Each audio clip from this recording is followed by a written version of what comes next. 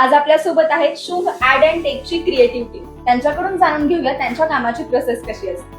मला तुम्हाला विचारायचंय की एखादं होर्डिंग अधिक इम्प्रेसिव्ह बनवण्यासाठी कोणत्या कोणत्या गोष्टी मॅटर करतात. होर्डिंग हे फक्त 3 ते 5 सेकंद बघितलं जातं. सो त्याच्यावर व्हिज्युअल कसं वापरलंय, किती पॉवरफुल वापरलंय, कॉन्टेंट काय लिहिलंय, तो इमोशनली कनेक्ट आहे की नाही, हे खूप मॅटर करतं. सर मला तुम्हाला विचारायचंय की आर्ट बॅकग्राऊंड किंवा एखाद्याला ड्रॉइंग येत असेल तर तोच माणूस या फील्डमध्ये येऊ शकतो का? मला असं वाटतं असं काही कंपल्सरी नाहीये की जो आर्ट फील्डचा आज असेल तोच या फील्डमध्ये काम करू शकतो. ज्याचं ऑब्झर्वेशन स्ट्रॉंग असेल, ज्याला ते ऑब्झर्वेशन व्हिज्युअल थ्रू मांडता चांगलं येत असेल, और जो कस्टमर आहे त्याला काय हवंय आणि ते आपण कसं सोप्या पद्धतीने दाखवू शकतो ते ऑडियन्सला समजेल, हा जो गॅप आहे तो ज्याला नीट सुधारता येत असेल तो.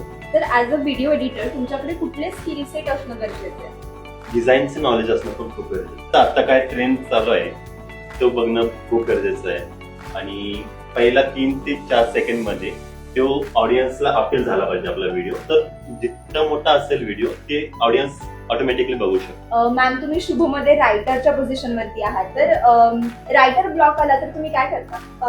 फर्स्ट थिंग कि जैसे मेरे पास सेट ऑफ टास्क दिए गए हैं, तो उसमें मुझे जो सबसे सिंपल लगे या मुझे लगे कि ये मैं पहले कर सकती हूँ या फिर उसके लिए मुझे पहले आइडियाज आ रहे हैं तो वो मैं पहले करती हूँ. ग्राफिक डिजाइनिंग हो या कंटेंट राइटिंग, तो उसके लिए मैं इंटरनेट स्टोर करती हूँ, उससे मुझे थॉट्स आते हैं.